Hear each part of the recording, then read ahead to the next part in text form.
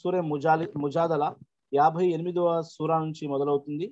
57వ సూరా మనం ఏదైతే నిన్న చదివామో హదీద్, దాని గురించి నేను తెలియజేశాను. ఇనుముతో అల్లాహ్ సుబ్హానహు వ తఆలా ఎన్నో రకాల ఏవైతే వినువుని సృష్టించాడో దాని ద్వారా అనేక లాభాలు మనం పొందుతాం అన్నది. సూరే ముజాదల ఏదైతే మొదలవుతుందో ఇందులో అల్లాహ్ సుబ్హానహు వ తఆలా తెలియజేయడం జరిగింది. ఈ సూరా యొక్క అవతరింపు చేయబడడానికి ముఖ్య కారణం కూడా తెలియజేస్తాను. అల్లాహ్ సెలవిస్తున్నారు, అౌజుబిల్లాహి మినష్ షైతానిర్ రజీమ్, బిస్మిల్లాహిర్ రహమానిర్ రహీం.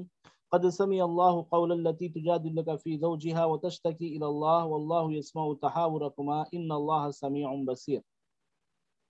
ఇది ఖౌలా బింతే సాలబా రజియల్లాహు తాలా అన్హా, ఈవిడ మహాప్రవక్త ముహమ్మద్ సల్లల్లాహు అలైహి వసల్లం గారి దగ్గరికి వచ్చి ఈ విధంగా సెలవిస్తుంది. అప్పుడు ఆ సమయంలో మహాప్రవక్త ముహమ్మద్ సల్లల్లాహు అలైహి వసల్లం గారు హజరతే ఆయిషా రజియల్లాహు తాలా అన్హా గారి వంతులో ఉన్నారు. ఆవిడ రూమ్లో, ఆవిడ గదిలో ఉన్నారు. వచ్చి ఈ విధంగా తెలియజేస్తుంది, ఆ కాలంలో అంటే ఇస్లాం ధర్మము తెలియక ముందు, ఇస్లాం ధర్మంలోని ఈ ఆదేశాలన్నీ రాకముందు అజ్ఞాన కాలంలోని నీవు అంతి అలయ్యా కజహరి ఉమ్మి, నీవు నా కొరకు నా తల్లి వీపు మాదిరివి అనే పదం వాడితే తలాఖ్గా భావించబడేది. అంటే ఆ స్త్రీ, ఏ స్త్రీకైతే ఆ భర్త ఈ పదం వాడి పలికేవాడో, ఈ పదం తెలియజేసేవాడో, ఆ పదంతో ఆ స్త్రీ యొక్క భర్త యొక్క వాళ్ళిద్దరి మధ్య ఉన్న వివాహ బంధము తెగిపోతుంది, తలాఖ్ అయిపోతుంది అని చెప్పి ఈ పదము ద్వారా వాళ్ళు భావించేవారు. అయితే అలాంటి పదమే హజరతే ఖౌలా బింతే సాలబా యొక్క భర్త ఔస్ బిన్ సామిత్ రజియల్లాహు గారు పదాన్ని తెలియజేయడం జరిగింది, పలకడం జరిగింది. ఇది పలికిన తర్వాత ఆవిడ కాస్త వయస్సు గల స్త్రీ, ఇక ఆవిడ భయపడిపోయి నా తలాఖ్ అయిపోయింది కదా, ఇప్పుడు ఎలాగా, పిల్లలు చూస్తే పెద్ద పిల్లలు వయసుకు వచ్చేసారు, ఈ సమయంలో నేను తలాఖ్ తీసుకుంటే ఎలాగన్న భయముతో, ఈ పదముతో భయపడి ఆవిడ పరిగెత్తుకుంటూ వచ్చి మహాప్రవక్త ముహమ్మద్ సల్లల్లాహు అలైహి వసల్లం గారి దగ్గరికి వచ్చి ఈ విధంగా తెలియజేసింది. ఆవిడ ఏమని, ప్రవక్త ముహమ్మద్ సల్లల్లాహు అలైహి వసల్లం గారు, నా భర్త ఈ పదాన్ని వాడడం జరిగింది, నాకు చూస్తే ఇక్కడ దానివల్ల తలాఖ్ అయిపోయింది కదా, ఎలాగా, ఏమిటి, దీనికి పరిష్కారం ఏమిటి అని చెప్పి అడగడం జరిగింది. అయితే అప్పుడు అల్లాహ్ సుబ్హానహు వ తఆలా 1-2 సార్లు ఆవిడ రావడము, ఈ విషయాన్ని అడగడము జరిగితే దాని తర్వాత అల్లాహ్ సుబ్హానహు వ తఆలా 7 ఆకాశాల మీద నుంచి విని, అల్లాహ్ సుబ్హానహు వ తఆలా 7 ఆకాశాల మీద సింహాసనంపై ఆసనం ఏదైతే ఉన్నాడో అల్లాహ్ సుబ్హానహు వ తఆలా ఈ విషయాన్ని విని అల్లాహ్ సుబ్హానహు వ తఆలా దీనికి సమాధానం, పరిష్కారము తెలియజేయడం జరిగింది. ఆ సమాధానం, పరిష్కారం కోరకే అవతరింపజేయబడ్డ ఆయతులు మొదటి ఆయతులు. దాంతోపాటు ఎన్నో విషయాలు కూడా ఈ సూరా అవతరణకి ముఖ్య ఉద్దేశం, ముఖ్య కారణము ఈ యొక్క సంఘటన. అయితే హజరతే ఆయిషా రజియల్లాహు తఆలా అన్హా గారు తెలియజేస్తున్నారు, అల్లాహ్ సుబ్హానహు వ తఆలా ఎంత ఘనత కలిగిన వాడు, అల్లాహ్ సుబ్హానహు వ తఆలా నిజంగా అల్లాహ్ సుబ్హానహు వ తఆలా ఎంతో గొప్పవాడు. ఎందుకు అంటే, నేను ఈ గదిలో, వేరే గదిలో ఉండి మహాప్రవక్త ముహమ్మద్ సల్లల్లాహు అలైహి వసల్లం గారి దగ్గర ఖౌలా బింతే సాలబా తెలియజేస్తున్న విషయాలు ఏవైతే ఉన్నాయో ఆ విషయాలు నేను వీళ్ళిద్దరూ చెబుతున్నప్పుడు, మహాప్రవక్త ఈవిడ చెబుతున్నప్పుడు కాస్త ఆ విషయాలు నాకు వినపడుతున్నాయి. సరిగ్గా కొన్ని విషయాలు వినపడుతున్నాయి, కొన్ని విషయాలు వినపడడం లేదు.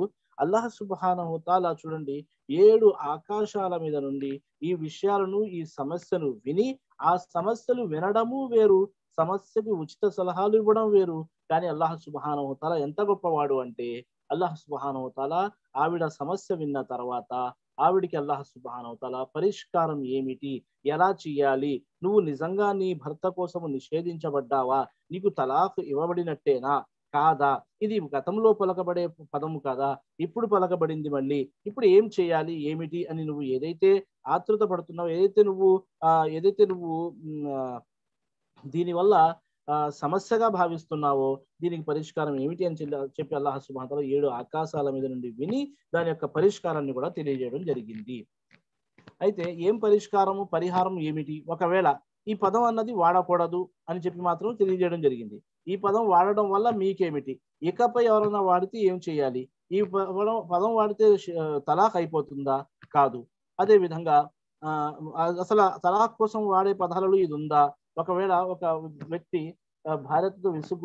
భార్యతో విసుక్కుని ఈ మాట చెప్పినంత మాత్రాన తలాఖ్ అయిపోతుందా, కానే కాదు. రెండో విషయము, తలాఖ్ ఇవ్వడానికి ఇన్షాల్లా సూరా తలాఖ్ కూడా మనం చదువుతాము. తలాఖ్ ఇవ్వడానికి తలాఖ్ అన్న పదాలు వాడాలి. ఎప్పుడు పడితే అప్పుడు, ఎన్నిసార్లు పడితే అన్నిసార్లు, ఎలాగా ఏమిటి అన్నవి కూడా వస్తాయి. తలాక్ గురించి తలాక్ అయిపోయిందన్న భయాన్ని అల్లాహ్ సుబ్హానహు వ తఆలా దూరం చేస్తూ ఆవిడికి తెలియజేసిన విషయం ఏంటంటే, ఇప్పటికైతే మీరు దగ్గరికి వెళ్ళకండి, మీ భర్త దగ్గరికి, మీ భర్త మీ దగ్గరికి రాకూడదు. అంటే ఇద్దరికి నిజంగా ఇప్పుడు దూరంగానే ఉండాలి. ఏం చేయాలి, పరిహారం ఏమిటి, పరిష్కారం ఏమిటి అంటే 3 విధానాలు అల్లాహ్ సుబ్హానహు వ తఆలా 3 రకాల పరిష్కారాలను ఈ యొక్క వాక్యాలలోని అల్లాహ్ సుబ్హానహు వ తఆలా తెలియజేయడం జరిగింది. ఒకవేళ మొదటి ఆయత్ యొక్క అర్థం మనం తెలుసుకుంటే, ఓ ప్రవక్త, తన భర్త విషయమై నీతో వాదిస్తూ అల్లాహకు ఫిర్యాదు చేసుకుంటూ ఉన్న ఆ స్త్రీ మాటను అల్లాహ్ విన్నాడు. ఇంకా అల్లాహ్ మీరిద్దరి మధ్య జరిగిన సంవాదనను కూడా విన్నాడు. నిశ్చయంగా అల్లాహ్ అంతా వినేవాడు, చూసేవాడు. 7 ఆకాశాల మీద నుంచి అల్లాహ్ సుబ్హానహు వ తఆలా సుబ్హానల్లాహ్ వినడము జరిగింది, మిమ్మల్ని చూడడము జరిగింది.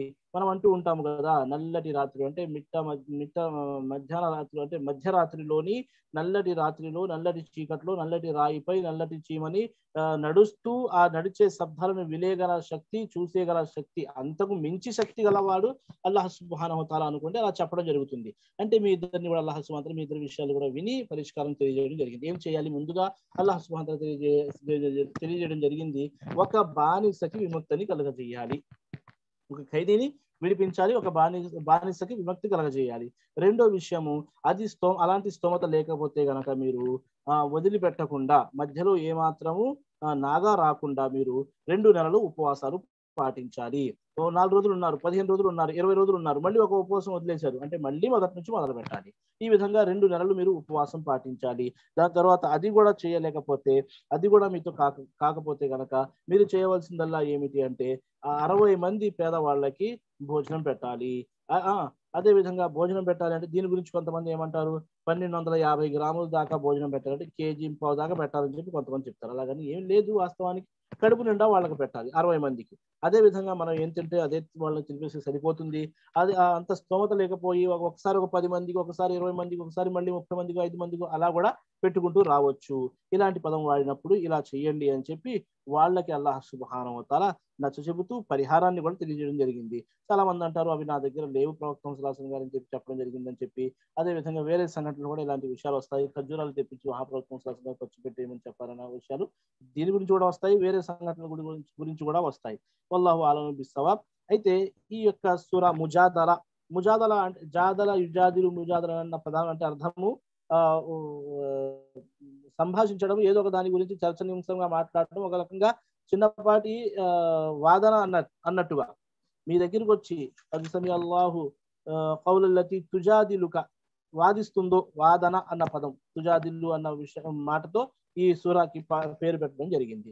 అదే విధంగా 7వ సూర ఇందులోని 58వ సూర ముజాదిలాలోని 7వ వాక్యం ఒకవేళ మనం చూసుకుంటే గనక అల్లాహ్ సుబ్హానహు వ తఆలా ఇందులో తెలియజేసిన విషయాలు, మాట్లాడే విధానము, మీరు ఒక ముగ్గురు కూర్చున్నప్పుడు మీరు ఒకరిని వదిలేసి మీరిద్దరే వేరేగా గుసగుసలాడము ఆ 3వ వ్యక్తిలో అనుమానానికి దారి తీస్తుంది అన్నది. అదే విధంగా ఇందులో అల్లాహ్ సుబ్హానహు వ తఆలా మీరు ఎలా చెప్పినా, ఎంత చెప్పినా, అంటే మీరు పైకి చెప్పినా లోనకి పెట్టుకున్న ఆ విషయము అల్లాహ్ సుబ్హానహు వ తఆలాకి తెలుసుకుంటుంది. హృదయాల యొక్క ఆలోచనలు, హృదయాల యొక్క మనసుల్లో ఉన్న మాటలన్నీ కూడా అల్లాహ్ సుబ్హానహు వ తఆలా, ఆలోచనలన్నీ కూడా అల్లాహ్ సుబ్హానహు వ తఆలాకి తెలుసు అన్న విషయాన్ని అల్లాహ్ తెలియజేశారు. అలం తర అన్నల్లాహ యఅలము మా ఫిస్ సమావాతి వ మా ఫిల్ అర్ద్ మా యకూను మిన్ నజ్వా సలాసతిన్ ఇల్లా హువ రాబిఉహుం వలా ఖమ్సతిన్ ఇల్లా హువ సాదిసుహుం వలా అద్నా మిన్ జాలిక వలా అక్సర ఇల్లా హువ మఅహుం ఐనమా కాను సుమ్మ యునబ్బిఉహుం బిమా అమిలు యౌమల్ ఖియామతి ఇన్నల్లాహ బికుల్లి షైఇన్ అలీం. భూమాకాశాలలో ఉన్న ప్రతి వస్తువు గురించి అల్లాహకు తెలుసన్నది నీవు చూడడం లేదా? 4వ వాడుగా అల్లాహ్ లేకుండా ఏ ముగ్గురి మధ్య కూడా రహస్యవంతనాలు జరగవు. అంటే ముగ్గురు మాట్లాడుకుంటున్నారు రహస్యముగా అంటే అక్కడ అల్లాహ్ సుబ్హానహు వ తఆలా 4వ వాడు తప్పనిసరిగా ఉంటాడు అని చెప్పి దాని అర్థము. రెండోది, అదే విధంగా ఏ 5గురి మధ్యన కూడా రహస్య సమాలోచనలు సాగవు. అంతకన్నా తక్కువ మందిలో ఉన్న, ఎక్కువ మందిలో ఉన్న వారెక్కడున్నా ఆయన వారితో ఉంటాడు. అంటే అల్లాహ్ సుబ్హానహు వ తఆలా ఉంటాడు. మరి వారు చేసుకున్నవన్నీ ప్రళయ దినాన వారికి తెలియపరుస్తాడు. నిశ్చయంగా అల్లాహ్ అన్ని తెలిసిన వాడు. అదే విధంగా అల్లాహ్ సుబ్హానహు వ తఆలా అన్ని తెలిసిన వాడు అని చెప్పి ఈ విధంగా అల్లాహ్ బికుల్లి షైఇన్ అలీం. ఇందులోని మీరు గనక మనము మాట్లాడుకునే సందర్భంలో సంఖ్య ఉదాహరణంగా చెప్పబడింది 3, 4, 5 అని చెప్పి. కానీ ఒక్కరైనా సరే, ఎంతమంది అయినా సరే, ప్రతి ఒక్క హృదయాలలో ఏదైతే ఉన్నాయో, ఏది మాట్లాడుకుంటున్నామో రహస్యంగా కానివ్వండి, బిగ్గరగా కానివ్వండి, ఎలాగైనా కానివ్వండి, అల్లాహ్కి అన్నీ తెలుసు. ప్రణయ దినాన అల్లాహ్ సుబ్హానహు వ తఆలా తెలియపరుస్తాడు అన్న విషయాన్ని ఈ వాక్యంలో తెలియజేయడం జరిగింది. అదే విధంగా అల్లాహ్ సుబ్హానహు వ తఆలా మనం మన మన మన గురించి అన్ని అల్లాహ్ సుబ్హానహు వ తఆలాకు తెలిసిన విషయము 8వ వాక్యము కనుక మనం చూసుకుంటే ఇందులోని ألم تر إلى الذين نهوا عن النجوى ثم يعودون لما نهوا عنه ويتناجون بالإثم والعدوان ومعصية الرسول. ఇందులో అల్లాహ్ సుబ్హానహు వ తఆలా వమాసియతు ఇదా జాఊక హయ్యూక బిమా లమ్ యుహయ్యిక బిహి అల్లాహ్ వయఖూలున ఫీ అన్ఫుసిహిమ్ లౌలా యుఅజ్జిబున అల్లాహు బిమా నఖూలు హస్బుహుం జహన్నం యస్లౌనహా ఫబిఇసల్ మసీర్. రహస్య మంతనాలు జరపరాదని వారించబడిన వారిని నీవు చూడలేదా? అయినా సరే వారు వారింపబడే దానికి మళ్ళీ పాల్పడుతున్నారు. వారు పాపము, అత్యాచారం, ప్రవక్త పట్ల విధేయతలకు సంబంధించిన రహస్య మంతనాలకు సాగిస్తున్నారు. అంటే వారు పాపము, అదే విధంగా ప్రవక్తకు అవిధేయతలకు సంబంధించిన రహస్య సాగిస్తున్నారు. ఇవన్నీ దేనికి సంబంధించిన విషయాలంటే, అదే విధంగా ఇవి ఏదైతే మహాప్రవక్త మదీనాలోని కపటులు యోధులు వారు కూర్చున్న స్థలం వైపు నుండి ముస్లింలు సాగుతున్నప్పుడు వారు మరింత దగ్గరగా పరస్పరం చెవులు కొరుక్కున్నట్లుగా గుసగుసలాడుతూ ఉండేవారు. వారు ముస్లింలకు వ్యతిరేకంగా ఏదో కుట్ర పన్నుతున్నారు, భయాన్ని కలగజేయాలి, ముస్లింలకు భయాన్ని కలగజేయాలి, మనం ఏదో వాళ్ళ కోసం ఏదో ప్లానింగ్లు చేసేసుకుంటున్నాం అన్నట్టుగా వాళ్ళు అనుకోవాలి అన్న విషయాలు వాళ్ళు వచ్చింది. వాళ్ళు ఆ విధంగా ప్రవర్తించేవారు, ఆ విధంగా చేసేవారు. అందుకోసం అల్లాహ్ సుబ్హానహు వ తఆలా ఇక్కడ వాళ్ళని ఆపడం జరిగింది. రెండో విషయం, ఇక్కడ సలాము చేసే పద్ధతిని అల్లాహ్ మనకు తెలియజేశాడు. అస్సలాము అలైకుం, మీకు శాంతి కలుగుగాక అని. ఎదుటి వారి ఇందులో ఏదైతే ఈ అల్లాహ్ నీకు ఏ పదజాలంతో సలాం చేయలేదో ఆ పదజాలంతో నీకు సలాం చేస్తారు అని చెప్పి ఈ వాక్యంలోని అల్లాహ్ సుబ్హానహు వ తఆలా తెలియజేయడం జరిగింది. అంటే వాస్తవానికి ఇది ఎవరి కోసం తెలియజేయడం జరిగిందంటే, యోధులు మహాప్రవక్త ముహమ్మద్ సల్లల్లాహు అలైహి వసల్లం గారి దగ్గరికి వచ్చినప్పుడు అస్సాము అలైకుం, నీకు చావు మూడుగాక అని శాపనార్థం పెట్టేవారు. అందుకే దేవప్రవక్త సల్లల్లాహు అలైహి వసల్లం వారు ప్రతి సలాముగా వాలైకుం అనేవారు. హజరత్ ఆయిషా రజియల్లాహు తఆలా అన్హా ఉన్నప్పుడు వీళ్ళు సలాం చేస్తే ఆవిడ కూడా వస్సాము అలైకుం వస్సాము అని చెప్పి వాళ్ళకు కూడా అదే, మీకు కూడా చావు అవుగాక, మీకు కూడా చావు రాగాక అని చెప్పి జవాబు తెలిపేవారు. అప్పుడు హజరత్ ఆయిషా రజియల్లాహు తఆలా అన్హాతో మహాప్రవక్త సల్లల్లాహు అలైహి వసల్లం తెలియజేసేవారు, ఆయిషా ఆ విధంగా పలకకు, నేను చెబుతున్న సలాంకి జవాబు నువ్వు వినడం లేదా? మీరు సలాము చేశారా? వాలేకుం, మీకు కూడా అదే. సాము అలైకుం అని మీరు చావు గురించి చెప్పారా? వాళ్ళకి కూడా వాలేకుం అదే. అంటే ఎలాంటి మీరు నా కోసం కోరుతున్నారో మీకు కూడా అలాగే జరగాలి అని చెప్పితే సరిపోతుంది. అవన్నీ వివరణగా చెప్పాల్సిన అవసరం లేదు అన్నట్టుగా హజరత్ ఆయిషా రజియల్లాహు తఆలా అన్హా మహాప్రవక్త సల్లల్లాహు అలైహి వసల్లం తెలియజేయడం జరిగింది. అదే విధంగా 11వ వాక్యంలో చూసుకుంటే కనుక, యా అయ్యుహల్లదీన ఆమను ఇదా ఖీల లకుం తఫస్సహు ఫిల్ మజాలిసి ఫఫ్సహు యఫ్సహిల్లాహు లకుం వ ఇదా ఖీల అంషుజు ఫన్షుజు యర్ఫఇల్లాహు అల్లదీన ఆమను మిన్కుం వల్లదీన ఔతుల్ ఇల్మ దరజాత్ వల్లాహు బిమా తఅమలున ఖబీర్. ఇందులోని సభా మర్యాదలు తెలియజేయడం జరిగింది. సూర ముజాదలాలోని 11వ వాక్యంలోని సభా మర్యాదలు తెలియజేయడం జరిగింది. రెండోది ముఖ్యమైన విషయము, ఎవరైతే అల్లాహ్ను విశ్వసించి ఈ మాదిరిగా జూమ్ ప్రోగ్రాముల ద్వారా ఇతర ఏవైతే ప్లాట్ఫామ్స్ ఉన్నాయో మదర్సా వగైరా వాటి ద్వారా ఇస్లాం జ్ఞానం పొందుతారో వాళ్ళ యొక్క స్థానాన్ని అల్లాహ్ సుబ్హానహు వ తఆలా పెంపొందించి ఉన్నాడు అని చెప్పి అల్లాహ్ సుబ్హానహు వ తఆలా ఈ వాక్యంలోనే తెలియజేయడం జరిగింది. వల్లదీన ఔతుల్ ఇల్మ దరజాత్ యర్ఫఉల్లాహు అల్లదీన ఆమను, అల్లాహ్ సుబ్హానహు వ తఆలా వాళ్ళ స్థానాన్ని, ఎవరైతే విశ్వాసం గలవారో వాళ్ళ స్థానాన్ని, మరియు వల్లదీన ఔతుల్ ఇల్మ దరజాత్ ధర్మ జ్ఞానము నేర్చుకుంటారో అలాంటి వారి స్థానాన్ని అల్లాహ్ సుబ్హానహు వ తఆలా పెంచి ఇవ్వనున్నాడు అని చెప్పి తెలియజేయడం జరిగింది. ఎప్పుడైతే మీకు విశ్వాసులారా సమావేశాలలో కాస్త ఎడమగా కూర్చోండి అని మీతో అనబడినప్పుడు మీరు కాస్త ఎడమగా కూర్చోండి, అల్లాహ్ మీకు విస్తృతిని ప్రసాదిస్తాడు. లేవండి అని మీతో అనబడినప్పుడు మీరు లేచి నిలబడండి. మీలో విశ్వసించిన వారి జ్ఞానము ప్రసాదించబడిన వారి అంతస్తులను అల్లాహ్ పెంచుతాడు. అయితే ఇక్కడ సభా మర్యాదల విషయానికి వచ్చేస్తే ఏమని తెలియజేయడం జరిగింది? ఈ వాక్యంలో ముస్లింలకు సభా మర్యాదలు తెలపబడ్డాయి. ఇక్కడ సభ లేక సమావేశం అనే పదము చాలా విస్పృతార్థమైన గలది. మంచి ఉద్దేశంతో, పుణ్యం పొందే ఉద్దేశంతో, ఇతరులకు బోధపరిచే సంకల్పంతో నిర్వహించే ప్రతి సభ ఇందులోకి వర్తిస్తుంది. పృథ్వీలో ఈ విషయం జరిగింది. ఎడంగా కూర్చోండి అంటే మీరు కూర్చున్న ఎడంగా కూర్చోండి అంటే మీరు కూర్చున్న సభస్థలి విశాలంగా ఉండాలి.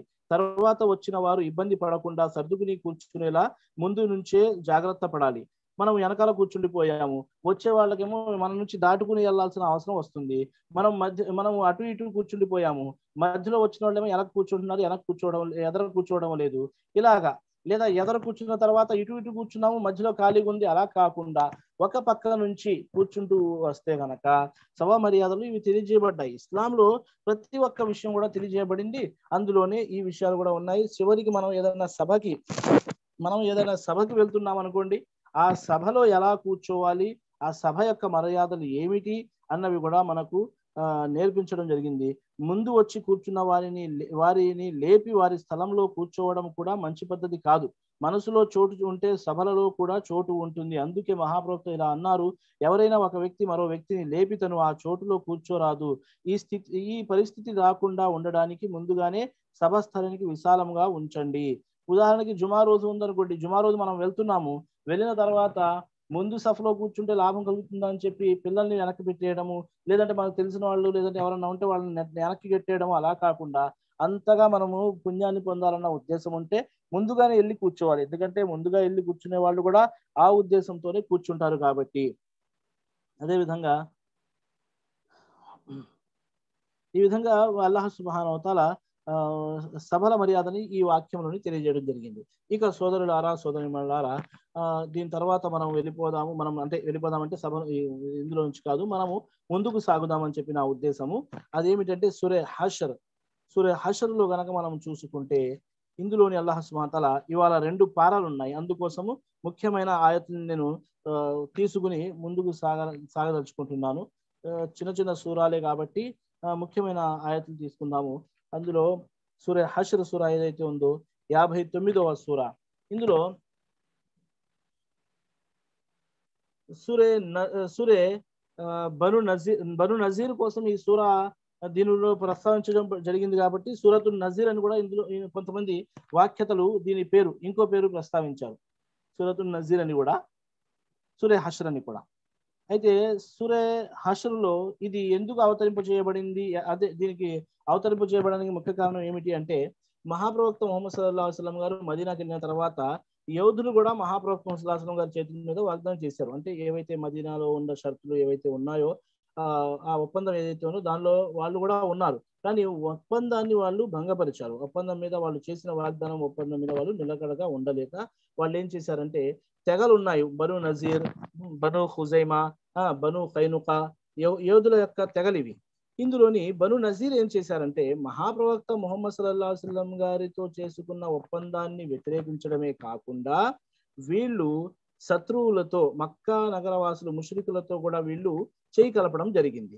అయితే చేయి కలపడమే కాకుండా ఎంతకు తెగించారంటే, వీరు మహాప్రవక్త ముహమ్మద్ సల్లల్లాహు అలైహి వసల్లం గారిని నఊజు బిల్లా చంపడానికి కూడా ప్రయత్నించారు. ఒకసారి ఏదో విషయం మీద ప్రవక్త ముహమ్మద్ సల్లల్లాహు అలైహి వసల్లం గారు మీతో కాస్తంత మాట్లాడాల్సి ఉంది అండి అని చెప్పి పిలిపించి, ముందుగానే వీళ్ళు ప్లాన్ చేసుకుని పైనుంచి ఒక చోట కూర్చోబెట్టడానికి మహాప్రవక్త ముహమ్మద్ సల్లల్లాహు అలైహి వసల్లం గారిని చోట కూర్చోబెట్టాలని చెప్పి ప్లాన్ చేసుకుని ఆ చోట మహాప్రవక్త ముహమ్మద్ సల్లల్లాహు అలైహి వసల్లం ఆనుకుని కూర్చేలా గోడ దగ్గర సమకూర్చి ఆయనకి పైన వీళ్ళు రాయి పెట్టేయడం జరిగింది. ప్రవక్త గారు మాట్లాడేటప్పుడు పైనుంచి రాయి పడేద్దాము, బండరాయిని పడేద్దాము, ప్రవక్త ఇక చనిపోతారు అని చెప్పి భావించి ప్లానింగ్ చేశారు. కానీ ఆయన్ని నడిపించేది, ఆయన వెనకాల ఉన్న శక్తిని గుర్తించిన వాళ్ళు ఆయన్ని విశ్వసించారు. మనం కూడా విశ్వసించాలి. అలాగే అల్లాహ్ సుబ్హానహు వ తఆలా ఆయన వెనకాల ఉన్నాడు, ఎవరు ఆయన్ని ఏమీ చేయలేరు. అయితే మహాప్రవక్త ముహమ్మద్ సల్లల్లాహు అలైహి వసల్లం గారికి అల్లాహ్ సుబ్హానహు వ తఆలా దైవవాణి ద్వారా తెలియజేసిన విషయం ఏంటంటే, మీరు వెంటనే లేచి అక్కడి నుంచి వెళ్ళిపోండి, మీపై కుట్ర పనడం జరిగింది, మీపై బండరాయి గురించి అల్లాహ్ సుబ్హానహు వ తఆలా తెలియజేయడం జరిగింది. ఇలా మీపై ఆపద ఉంది. ప్రవక్త ముహమ్మద్ సల్లల్లాహు అలైహి వసల్లం గారు ఏం మాట్లాడకుండా అక్కడి నుంచి వెంటనే వచ్చేసిన తర్వాత ఏం చేశారంటే, కొంతమందిని పంపించి యుద్ధం ప్రకటించడం. వాళ్ళు ఉన్న పెద్ద పెద్ద కోటల్లో ఉండేవాళ్ళు, బలమైన కోటల్లో ఉండేవాళ్ళు. వాళ్ళు అక్కడ అందరూ ఏమని భావించేవాళ్ళు అంటే, యోధుల కోటలు చాలా బలమైనవి, అవి దాటడము అందులోకి దూరడము అంత తేలిక కాదు అని చెప్పి భావించేవాళ్ళు అక్కడ ఉన్న వాళ్ళు. ముస్లింలు కూడా అలాగే భావించేవాళ్ళు. ఇది చాలా పెద్ద కోట, ఇది చాలా బలము గల కోటలు అని చెప్పి. కానీ మహాప్రవక్త సల్లల్లాహు అలైహి వసల్లం గారు వాళ్ళు చేసిన ఆ పనికి ఒప్పందాన్ని భంగపరచడము, వాళ్ళు ఇచ్చిన మాట తప్పడము, శత్రువులతో చేయి కలపడము, మూడవది మహాప్రవక్తని చంపడానికి ప్రయత్నించడము, వీటన్నిటికీ వెనకాల మహాప్రవక్త సల్లల్లాహు అలైహి వసల్లం గారు కొంతమందిని పంపించి వాళ్ళని ఇక బంధించేయండి కోటలోనే అని చెప్పి చెప్పడం జరిగింది. బయటకు వస్తే యుద్ధము, ఉంటే ఇక అలాగే ఉండిపోవడము, వెళ్ళి వాళ్ళు అలాగే ఉంచడం జరిగింది. ఎన్నో రోజుల తర్వాత చివరికి మమ్మల్ని మీరు క్షమిస్తే మేము ఈ కోటని, ఈ మదీనాని విడిచిపెట్టి వెళ్ళిపోతాము అని చెప్పిన తర్వాత మహాప్రవక్త సల్లల్లాహు అలైహి వసల్లం గారు వాళ్ళని క్షమించేశారు. ఏ షరతు మీద క్షమించారు? ఇక వదిలి వెళ్ళిపోవాలి అన్న షరతు మీద క్షమించారు. ఇక వాళ్ళు అక్కడి నుంచి మదీనాని వదిలి ఖైబర్ వెళ్ళిపోయారు. వాళ్ళు యోధులు బను నజీర్ తెగ పూర్తిగా అక్కడి నుంచి బయలుదేరి ఖైబర్ వెళ్ళిపోయింది. అక్కడ హజరతే రెండవ విశ్వాసుల నాయకుడైన హజరతే ఉమర్ రజియల్లాహు అన్హు గారి కాలంలోని ఖైబర్ లో నుంచి కూడా వాళ్ళని తరిమేయడం జరిగింది. వాళ్ళు షామ్, సిరియాకి వెళ్ళిపోయారు అక్కడి నుంచి. అయితే దీని నిమిత్తమే అల్లాహ్ సుబ్హానహు వ తఆలా హషర్ అన్న సూరాని, ఈ యొక్క మొదటి ఆయతులని అల్లాహ్ సుబ్హానహు వ తఆలా మొదటి ఆయతులు కానీ ప్రత్యేకంగా ఈ సూరాని అల్లాహ్ సుబ్హానహు వ తఆలా అవతరింప చేయడము జరిగింది.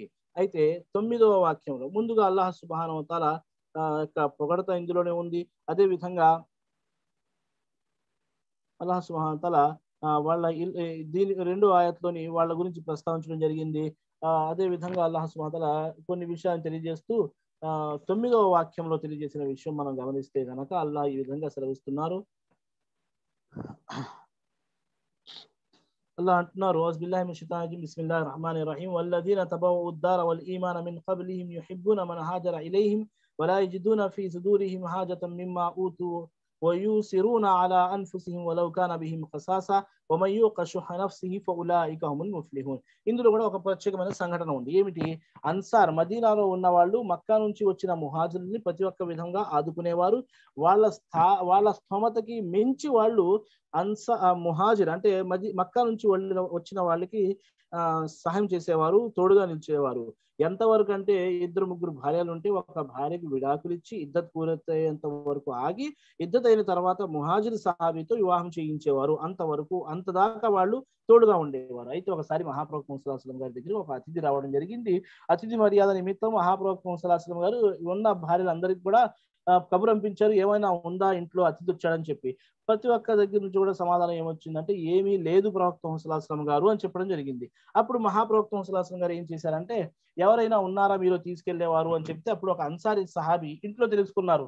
ఏముంది ఏంటి అంటే, కేవలం పిల్లలకు తినడం కోసం మాత్రమే ఉంది, మీకు ఏమో ఉంటుందేమో అంతే, దానికి మించి ఏమీ లేదు అని చెప్పడం జరిగింది. సరే, నువ్వు ఒకరి కోసం అన్నం సిద్ధం చేసి, మీరు వంట చేస్తున్నట్టు ఏదో ఒకటి గరిట ఆడిస్తూ పిల్లలకి నిద్ర జోబు వాళ్ళు పడుకుంటారు అన్నట్టుగా తెలియజేశారు. సరే అని చెప్పి ఆవిడ అలాగే చేసింది. ఇంకో విషయం, వీళ్ళిద్దరూ ఒక ప్లాన్ వేశారు. మంచి పనుల కోసం వేసే ప్లాన్లు అండి ఇవి. ప్లాన్ అంటే వేరే ప్లాన్లు కాదు. ఒక పన్నాగం వీళ్ళు చేశారు. అదేమిటి అంటే, అతిథి వచ్చిన తర్వాత నేను కూడా ఆయనతో పాటు కూర్చుంటాను. మీరు తీసుకొచ్చిన ఏదైతే తినడానికి ఉందో ఆహారము, అది పెట్టిన తర్వాత ఏదో ఒక వంకతో ఏదైతే దీపం ఉందో దాన్ని ఆర్పేయాలి. ఆర్పేసిన తర్వాత అల్లాహు అక్బర్ నేను తిన్నట్టు యాక్టింగ్ చేస్తాను. యాక్టింగ్ నటించడము, అల్హమ్దులిల్లా మంచి పనుల కోసము తిన్నట్టు నేను నటిస్తాను. నా ముందు ఉన్న అతిథి నాతో పాటు తింటూ నేను కూడా తింటున్నానేమో అనుకుంటాడు. ఆయన కడుపు నిండా తింటే చాలు, ఎందుకంటే ఆయన ప్రవక్త గారికి అతిథి, ఆయన ఒక విశ్వాసి, ఒక అతిథి, ఆయనకి మర్యాద ఇవ్వడం మన హక్కు కాబట్టి. ఇది చేశారు వాళ్ళు. దాని తర్వాత ఉదయాన్నే మహాప్రవక్త సల్లల్లాహు అలైహి వసల్లం గారి దగ్గరికి వచ్చిన తర్వాత మహాప్రవక్త సల్లల్లాహు అలైహి వసల్లం గారు ఈ వాక్యాన్ని చదివి వినిపించారు. మీకోసమే అల్లాహ్ సుబ్హానహు వ తఆలా ఈ వాక్యాలని అవతరింపజేశాడు అని చెప్పి తెలియజేయడం జరిగింది. ఇందులోని ముఖ్యంగా ఏమని తెలియజేయడం జరిగింది? తమ అమిత అవసరంలో ఉన్నప్పటికీ తమ పైన వారికే ప్రాధాన్యతనిస్తారు. వాస్తవానికి తమలోని స్వార్థ ప్రియతం, పేరాస నుండి రక్షించబడిన వారే కృతజ్ఞులు అని చెప్పి అల్లాహ్ సుబ్హానహు వ తఆలా ఇక్కడ తెలియజేయండి. వాళ్ళే సాఫల్యం పొందేవారు అని చెప్పి తెలియజేయడం జరిగింది. ఇందులో ఈ సంఘటన తెలియజేయడం జరిగింది. అదే విధంగా హషర్ తర్వాత, హషర్లోని 16వ వాక్యం మనం చూసుకుంటే గనక, దాని తర్వాత అల్లాహ్ మార్గంలో ఖర్చు ఇక్కడ ఏదైతే వాళ్ళు వాళ్ళ ఇళ్లలోంచి తీయబడ్డారో అది అదే విధంగా 16వ వాక్యంలో అల్లాహ్ సుబ్హానహు వ తఆలా తెలియజేసిన విషయం చూడండి ఒక్కసారి. ఔజు బిల్లాహి మినష్ షైతానిర్ రజీమ్ బిస్మిల్లాహిర్ రహమానిర్ రహీం కమసలి షైతాని ఇజ్ ఖాల లిల్ ఇన్సాని క్ఫుర్ ఫలమ్మా కఫర ఖాల ఇన్ని బరీఉం మిన్క ఇన్ని అఖాఫుల్లాహ రబ్బుల్ ఆలమీన్. అల్లాహ్ అంటున్నారు, వీళ్ళ సంగతి శైతాను మాదిరిగా ఉన్నది. అంటే కపటుల యొక్క ఉదాహరణ ఇవ్వడం జరిగింది ఇక్కడ. వారు కూడా యోధుల్ని అలాగే మోసం చేస్తారు. ఎలాగా? వాడు మానవునితో తిరస్కార వైఖరిని అవలంబించు అని అంటాడు. తీరా అతను తిరస్కార వైఖరికి పాల్పడినప్పుడు నీతో నాకు ఎలాంటి సంబంధము లేదు పో, ఇక నేను సకల లోకాల ప్రభు అయిన అల్లాహకు భయపడుతున్నాను అని అంటాడు. ఈ మాట చెబుతుంది ఎవరండి? శైతాన్ అంటున్నాడు. సకల లోకాల ప్రభు అయిన అల్లాహకు భయపడతాను అని అంటాడంట. వాడు ఒక మనిషి దగ్గరికి వచ్చి, కాఫర్లు తిరస్కారుల దగ్గరికి వచ్చి నువ్వు షిరిక్ చెయ్యి, అప్పుడప్పుడు ముస్లింల దగ్గరకు కూడా వచ్చి, చాలా మంది ముస్లిం దగ్గరికి అయితే షిరిక్నే గురి చేస్తాడు, కాఫర్లకైతే కుఫుర్లోనే ఉంచుతాడు. మీరు చెడు మార్గం మీద నడుచుకోండి, అపమార్గం మీద నడుచుకోండి అంటే నడుచుకుంటారు. నడుచుకున్న తర్వాత నువ్వే చెప్పావు కదరా బాబు అంటే నాకు ఎలాంటి సంబంధం లేదు, నేను అల్లాహతో చాలా భయపడతాను, నేను చెప్పినంత మాత్రం నువ్వు మారిపోతావా అన్నట్టుగా చేతులు దులుపుకుంటాడు. దీనితో ముష్రికులు, బిదాతీలు, కాఫిర్లు, తిరస్కారులు ఎంత పెద్ద గుణపాఠం వాళ్ళు తెలుసుకోవాలి. వాళ్ళు నిజంగా మోసంలో ఉన్నారు అంటే ఒక్కసారి మాత్రమే శైతాను వాళ్ళను మోసానికి గురి చేయడం జరిగింది. దాని తర్వాత స్వయాన వాళ్ళే మోసపోతున్నారు. మనకిక్కడ శత్రువు ఎవరో తెలుసు, వాడు చేసే మోసం ఏదో తెలుసు. ఇది ప్రాపంచిక జీవితంలో ఒక వ్యక్తి ఒకసారి మోసం చేస్తే మనం ఆ మోసం నుంచి ఎలా దూరం ఉండాలి, ఆ మోసగాడు నుంచి ఎలా దూరం ఉండాలి, ఎలా మోసపోకుండా ఉండాలి అని చెప్పి పదే పదే ప్రయత్నిస్తాము. కానీ ఇక్కడ మనకు తెలిసి కూడా మేము మోసపోతున్నాము. చూడండి, మోసం చేసేవాడు తెలియకపోతే తెలుసుకుని వాడి నుంచి దూరం ఉండడానికి మనం ప్రయత్నిస్తాము. చేసేవాడు తెలుసు, మోసము తెలుసు, అన్ని తెలిసినప్పటికీ కూడా మనం వెళ్ళి మరీ మోసపోతున్నామంటే చాలా బాధాకరమైన విషయము సోదరులారా, సోదరిమణులారా. అయితే ఈ యోధుల్ని కూడా మునాఫికులు, కపటులు అదే విధంగా మోసంలో ఉంచుతారు. వాళ్ళు మీరు విశ్వాసులుగా మారకండి అంటే వాళ్ళు మారరు. తీరా మునాఫికులు మాకేమి తెలియదు అని చెప్పి చేతులు దులుపుకుంటారు అని చెప్పి ఉదాహరణ ఇస్తూ అల్లాహ్ సుబ్హానహు వ తఆలా ఈ విషయాన్ని తెలియజేయడం జరిగింది. ఇక సోదరులారా, మనం తెలుసుకుంటే దాని తర్వాత అల్లాహ్ సుబ్హానహు వ తఆలా 60వ సూర ముంతహిన ఏదైతే అవతరింపజేశాడో దీనికి గల ముఖ్య కారణము, దీని యొక్క అవతరణకి ముఖ్య కారణం ఏమిటి అంటే ఈ సూరాకి హుదైబియాలో ఒడంబిక జరగడం జరిగింది, ఒప్పందం జరిగింది హుదైబియాలో. అయితే ఆ ఒప్పందాన్ని వాళ్ళు ఇచ్చిన మాట, ఒప్పందం ఏదైతే ఉందో దానికి వ్యతిరేకంగా నడుచుకున్నారు మక్కా వాళ్ళు. మహాప్రవక్త ముహమ్మద్ సల్లల్లాహు అలైహి వసల్లం గారు యుద్ధం చేద్దామని చెప్పి సహాబాతో సలహా చేశారు. యుద్ధం చేయాల్సి వస్తుందని చెప్పారు. వాళ్ళలో ఒక సహాబీ ఉన్నారు, బదర్లో యుద్ధం చేసిన వ్యక్తి. బదరీలందరూ కూడా, బదర్లో పాలు పంచుకున్న వాళ్ళందరూ కూడా స్వర్గవాసులు అని చెప్పి చెప్పడం జరిగింది, శుభవార్త ఇవ్వడం జరిగింది. ఆయన పేరు హాతిబ్ బిన్ అబీ బల్తా. ఆయన ఏం చేశారంటే వెంటనే ఆయనకి అవిశ్వాసులకి ఎటువంటి స్నేహం లేదు, మక్కా వాళ్ళతో ఎటువంటి ఇంట్రెస్ట్ లేదు, ఎటువంటి వాళ్ళకి స్నేహం లేదు. అయినప్పటికీ తిరస్కారం అంటే ఆయనకి ఏమాత్రం నచ్చదు. కానీ ఆయన యొక్క భార్య పిల్లలు అక్కడ ఉన్నారు కాబట్టి ఏం చేశారంటే ఒక స్త్రీని నువ్వు ఎంతో కొంత ఇస్తాను అని చెప్పి ఉత్తరం తీసుకెళ్లే బాధ్యతను ఇచ్చారు.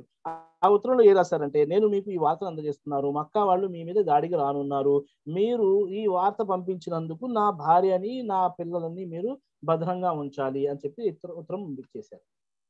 లీక్ అవ్వకూడదు విషయం, అయితే లీక్ అయిపోయింది.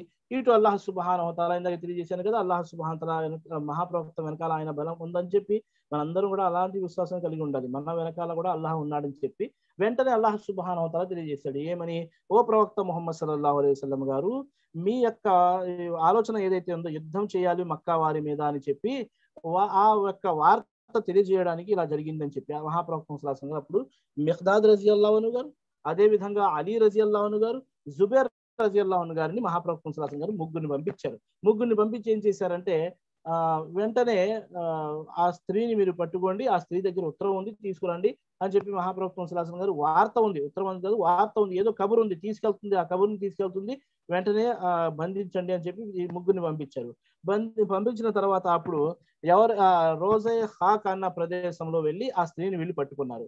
చాలా బతిమాలారు, చెప్పామా నువ్వు ఎందుకమ్మా అది ఇది అని చెప్పి చాలా భయపెట్టారు కూడా, బతిమాలారు భయపెట్టారు, పని జరగడం లేదు. లేకపోతే హజరత్ అలీ రజల్లాహు గారు ఏమన్నారంటే, ఇక వేరే మార్గం మా దగ్గర ఏమీ లేదు, నువ్వు చెబుతావా సరే సరే, లేదంటే నీ బట్టలన్నీ కూడా తీసి, నీ దుస్తులన్నీ కూడా తీసి నేను నగ్నంగా చేసి నౌజుబిల్లా నగ్నంగా చేసి ఇక చెక్ చేయాల్సి వస్తుంది, పరిశీలించాల్సి వస్తుంది, అంటే నీ దగ్గర ఏదన్నా ఉందా లేదా కబురు తీసుకెళ్ళడానికి అని చెప్పి దాని ఉద్దేశం, వేరే రకంగా కాదు.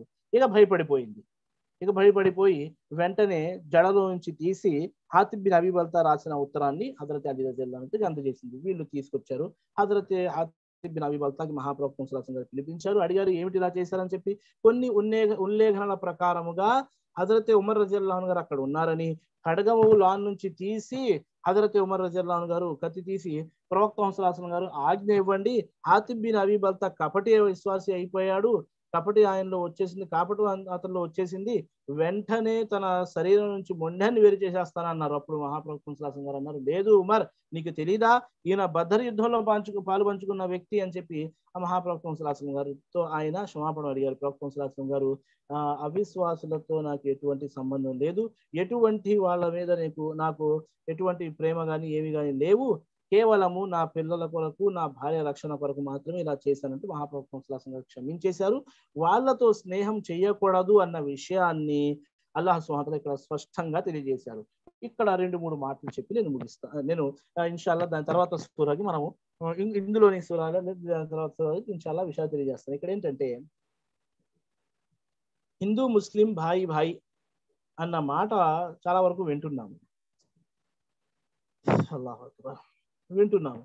దీని నిమిత్తమే ఎంత పెద్ద పాపానికి మనము దారి తీస్తున్నామంటే, నిజంగా మన ముస్లింలము అని చెప్పి ఒక సమూహం ఉందండి, వాళ్ళు ముస్లింలుగానే చెప్పుకుంటారు, కానీ ఇది ఆలోచించదగ్గ విషయం. ఒక విషయము నేను పలుసార్లు జూమ్ మీటింగ్ లో కూడా చెప్పి ఉన్నాను, మనకు కాఫర్లతో ఇతర ముస్లింలతో ఎటువంటి శత్రుత్వము అల్హమ్దులిల్లా లేదు, ఎంతవరకు మన ఇస్లాంకి వ్యతిరేకముగా రానంత వరకు.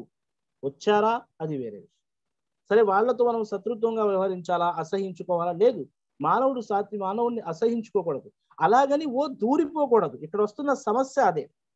అలాగని దూరిపోకూడదు. వాళ్ళు చేసే ప్రతి ఒక్క కార్యక్రమంలో మనం వెళ్ళిపోవడము, మీడియా ముందు నిలిచి ఉండిపోవడము, ఆ జమాత్ పేరు తీసుకోవడం నాకు ఇష్టం లేదు. వాళ్ళు చేసిన కొన్ని బుద్ధి తక్కువ పనుల వల్ల ఎన్నో విషయాలు చాలా దూరం వరకు వెళ్ళిపోయాయి మన భారతదేశంలోని. అదేమిటి అలాంటి నేను తెలియజేయను ఇప్పుడు.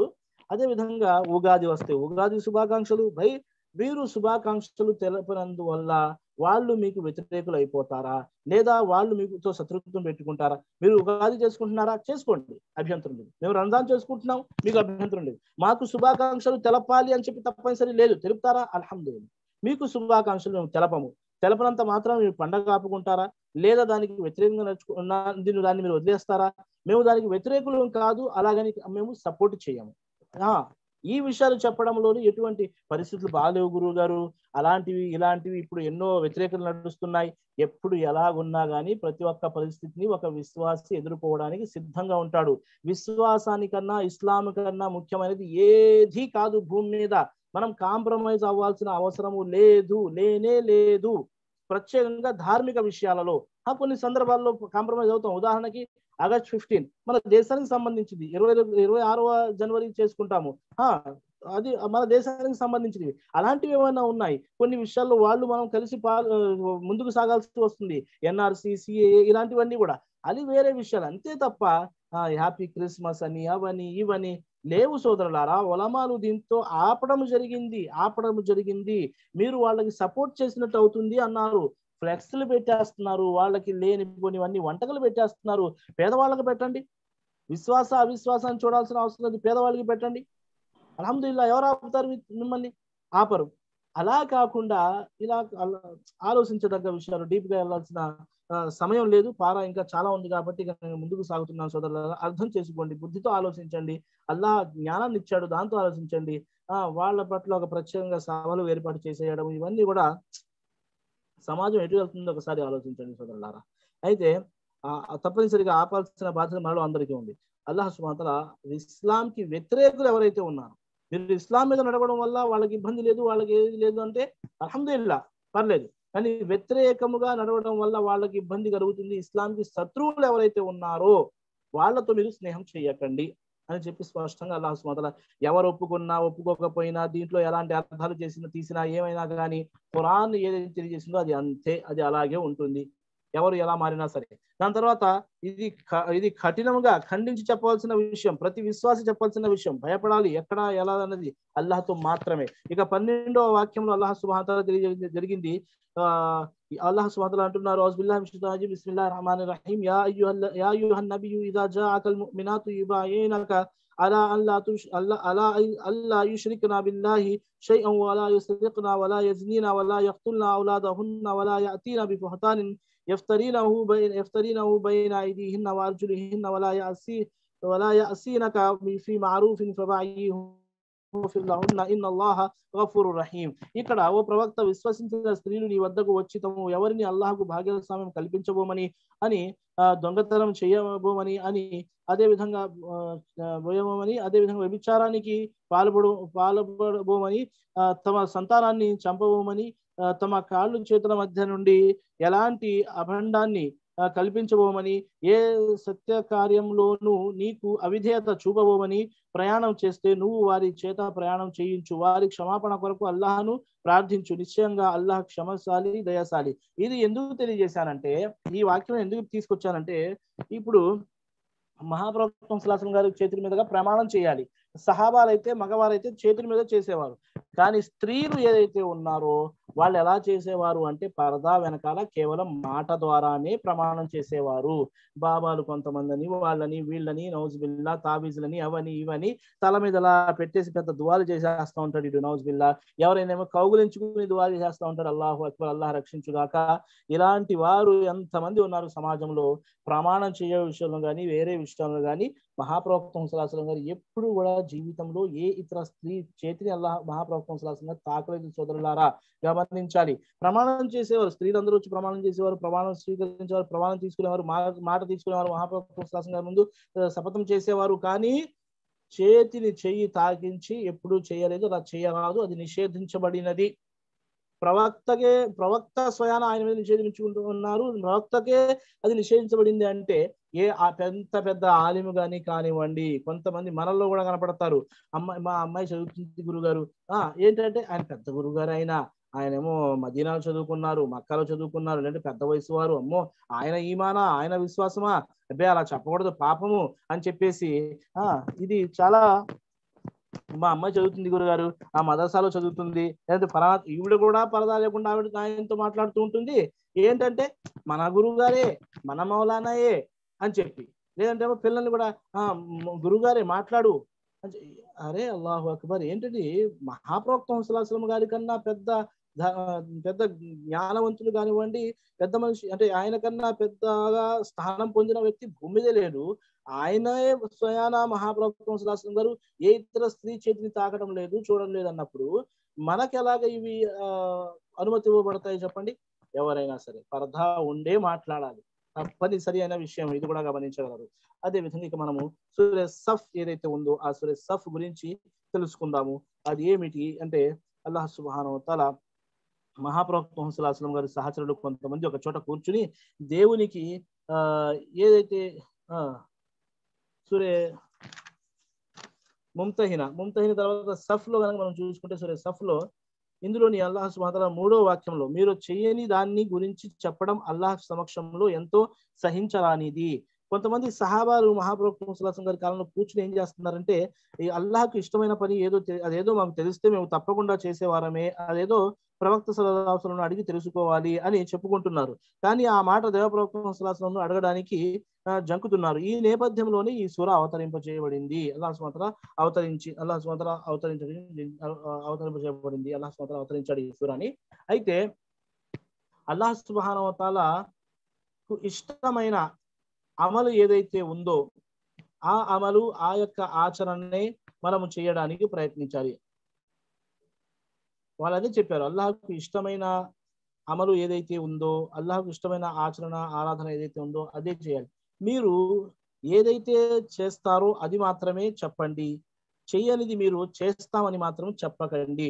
అంటే ఇక్కడ ఉలమాలకి అదే విధంగా ఇతరులకు కూడా ఇక్కడ బోధించబడ్డ విషయం ఏమిటంటే, కేవలం మాటల వరకు మాత్రమే అంకితం అయిపోకండి, అమలు కూడా ఉండాలి. మీరు చెబుతారు కానీ చెయ్యరు, ఇది అల్లాహకు ఇష్టము లేదు. అలా చేయండి, ఇలా చేయండి అని ప్రసంగాల్లో మనం అందరికీ చెబుతున్నాం, మనం చేయడం లేదు. యా అయ్యుహల్లజీన ఆమను లిమ తఖూలూన మా లా తఫ్అలూన్. మీరు ఏదైతే చెయ్యరో, ఏ విషయాల మీద మీరు ఆచరించరో ఆ మాటలు మీరు చెబుతారు ఎందుకు? ఆ అమలు గురించి మీరు చెబుతారు ఎందుకు? మీరు అమలు చెయ్యండి. అంటే చెప్పే విషయాల మీద స్వయాన మనము చేస్తేనే ఇతరులు దాని వల్ల ప్రభావితులు అవుతారు అన్న విషయం మనం తెలుసుకోవాలి. సూర సఫ్ లోని అల్లాహ్ సుబ్హానహు వ తఆలా తెలియజేశారు. దాని తర్వాత ఈసా అలైహిస్సలాం గురించి అల్లాహ్ సుబ్హానహు మూసా అలైహిస్సలాం గారి గురించి ప్రస్తావించి, ఈసా అలైహిస్సలాం గారి గురించి ప్రస్తావిస్తూ 6వ వాక్యంలోని చూడండి సోదరులారా, ఇందులోని మహాప్రవక్త ముహమ్మద్ సల్లల్లాహు అలైహి వసల్లం గారి యొక్క రాక కొరకు ఏదైతే ఉందో అది శుభవార్త తెలియజేయడం జరుగుతుంది. ఇందులో ఔజు బిల్లాహి మినష్ షైతానిర్ రజీం బిస్మిల్లాహిర్ రహ్మానిర్ రహీం వ ఇద్ ఖాల ఈసా ఇబ్ను మర్యమ యా బనీ ఇస్రాయీల ఇన్నీ రసూలుల్లాహి ఇలైకుం ముసద్దిఖన్ లిమా బైన యదయ్య మినత్ తౌరాతి వ ముబశ్శిరన్ బిరసూలిన్ యఅతి మిన్ బఅది ఇస్ముహు అహ్మద్ ఫలమ్మా జాఅహుం బిల్ బయ్యినాతి ఖాలు హాదా సిహ్రున్ ముబీన్. మరియం కుమారుడైన ఈసా, ఓ ఇస్రాయిలు సంతతి వారులారా, నేను మీ వైపు అల్లాహ్ తరపున పంపబడిన ప్రవక్తను, నాకు పూర్వం వచ్చిన తౌరాతు గ్రంథాన్ని ధృవపరుస్తున్నాను. నా తర్వాత రాబోయే ఒక ప్రవక్తను గురించి శుభవార్తను ఇస్తున్నాను. అతని పేరు అహ్మద్ అని చెప్పబడినప్పటి సంగతి కూడా స్మరించగలిగినదే. తీరా అతను స్పష్టమైన నిదర్శనాలను తీసుకువచ్చినప్పుడు ఇది పచ్చి ఇంద్రజాలం అని వారు అన్నారు, తేలిగ్గా కొట్టిపారేశారు. అంటే మహాప్రవక్త సల్లల్లాహు అలైహి వసల్లం తీసుకొచ్చిన శుభవార్తను ఏమైతే కొట్టిపాడేశారు, సిహ్రు ముబీన్ అని చెప్పి, స్పష్టమైన ఇంద్రజాలం అని చెప్పి, చేతబడి అని చెప్పి తీసిపడేశారు అన్న విషయాన్ని అల్లాహ్ సుబ్హానహు వ తఆలా తెలియజేశారు. ఈ వాక్యంలోని మహాప్రవక్త సల్లల్లాహు అలైహి వసల్లం రానున్నారన్న శుభవార్త ఇతర గ్రంథాలలో కూడా, తౌరాతులో అదేవిధంగా ఇంజీలులో కూడా ఉంది. ఇందులో కూడా ఖురాన్ లో తెలియజేయబడుతున్న విషయం ఏమిటి, ఇతర గ్రంథాలలో కూడా తెలియజేయబడింది అన్న మాటను ఇక్కడ మళ్ళీ ప్రస్తావించడం జరుగుతుంది. అదే విధంగా ఇంజీల్ ఈసా అలైహిస్సలాం గారు చెబుతున్నారు, మూసా అన్న తౌరాత్ గ్రంథంలో, మూసా గారి తౌరాత్ గ్రంథంలో కూడా ఉన్నది, నేను కూడా తెలియజేస్తున్నాను, ఒక ప్రవక్త రానున్నాను. అంటే ఇంజీల్లో కూడా ఈ విషయం ప్రస్తావించబడింది. అదే విధంగా 8, 9 వాక్యాలు మనం చూసుకుంటే, యురీదూన లియుత్ఫిఉ నూరల్లాహి బిఅఫ్వాహిహిమ్ వల్లాహు ముతిమ్ము నూరిహి వలౌ కరిహల్ కాఫిరూన్. మనము ఊదడం ద్వారా, అంటే మనం ఊదడం వల్ల ఈ ఇస్లాం యొక్క వెలుగుని, ఇస్లాం యొక్క దీపాన్ని ఆర్పలేము. మన నోటి గాలులతో మనము ఈ ఇస్లాం యొక్క దీపాన్ని ఆర్పలేము అన్న విషయాన్ని అల్లాహ్ సుబ్హానహు వ తఆలా ఇక్కడ తెలియజేయడం జరిగింది. హువల్లజీ అర్సల రసూలహు బిల్ హుదా వ దీనిల్ హక్కి లియుదిరహు వలౌ కరిహల్ ముష్రికూన్. వారు అల్లాహ్ జ్యోతిని తమ నోళ్లతో ఊది ఆర్పేయదలుస్తున్నారు, అయితే అల్లాహ్ మాత్రం తన జ్యోతిని పరిపూర్ణంగా గావిస్తాడు. అవిశ్వాసులకు అది ఎంతగా సహించరానిదైనా సరే అల్లాహ్ దీనిని పూర్తి చేస్తాడు, పరిపూర్ణంగా చేస్తాడు. అది అవిశ్వాసులు నచ్చకపోయినా సరే ఆయనే తన ప్రవక్తకు సన్మార్గాన్ని, సత్య ధర్మాన్ని ఇచ్చి పంపాడు. దాన్ని మత ధర్మాలన్నిటిపై ఆధిక్యం వహించేలా చేయడానికి ఈ విషయం బహుదైవారాధకులకు ఇష్టం లేకపోయినా సరే ఇది జరుగు తీరుతుంది. ఈ జ్యోతి వెలుగుతూనే ఉంటుంది. ఈ జ్యోతి అందరినీ కూడా వెలుగులోకి తీసుకొస్తుంది, ఎవరికి నచ్చినా నచ్చకపోయినా. ఇక్కడ జ్యోతి అన్న పదము ఏదైతే వాడడం జరిగిందో, నూర్ అన్న పదం ఏదైతే వాడడం జరిగిందో, దాని యొక్క అర్థము ఖురాన్ అని, దాని యొక్క అర్థం ఇస్లాం అని చెప్పి, ఇస్లాం అని చెప్పి దీని అర్థము.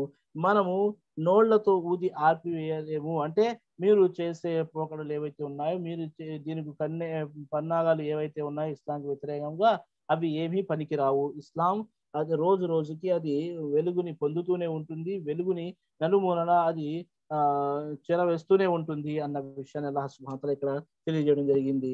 సూర సఫ్ తర్వాత సోదరులారా సోదరిమణులారా మనం చూసుకుంటే గనక సూర సఫ్ లోని మహాప్రవక్త సల్లల్లాహు గారి శుభవార్త గురించి విన్నాము. దాని తర్వాత సూర జుమా ఏదైతే ఉందో ఈ శుక్రవారం రోజు మహాప్రవక్త సల్లల్లాహు గారు జుమా సూర ఈ రోజు అల్హమ్దులిల్లా శుక్రవారము, ఇంకా ఒక్క శుక్రవారం మాత్రమే మనకు రంజాన్ కోసం ఉంటుంది చాలా నాకు తెలిసి. అయితే మహాప్రవక్త సల్లల్లాహు గారు శుక్రవారం రోజు ఈ సూరాని చదివేవారు.